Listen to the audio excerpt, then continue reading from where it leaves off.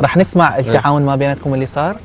والله هو شوف، هو كاتب موضوع جميل طبعا، هو حتى ما يدري انا مشتغل العمل ولا تفاجئت. اي يعني هو اليوم انا ولا قلت له، هو كتب لي برساله مسج ارسل لي على التليفون.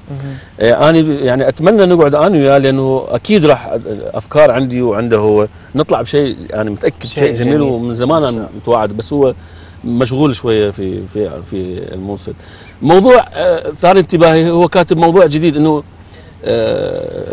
خلينا نسمع من عنده، وشخص نسمع شعرا. هو طبعا كان نص هيك للاعراس، طبعا انا مهم عندي هذا النص. هي ما يعني اغنيه مناسبه يعني. احنا هسه بمناسبه عيد الفطر.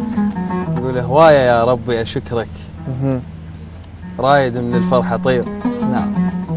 تزوجت انا اللي احبها وراح باكر بابا اصير. الله.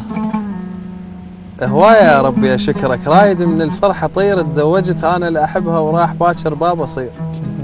رايد اصرخ باعلى صوت، اني والله هواها موت. تقبل بكل شيء حياتي حتى لو بس على الحصير. هوايه يا ربي اشكرك، رايد من الفرحه طير.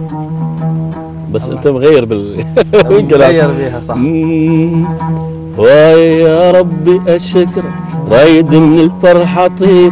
زوجت اني الاحبه وراح باكر بابا صير. هوايه يا ربي اشكرك، رايح من الفرحه طير. زوجت اني الاحبه وراح باكر بابا صير. راح اصرخ باعلى الصوت، العروسه بحبها موت. راح اصرخ باعلى الصوت، العروسه بيها موت.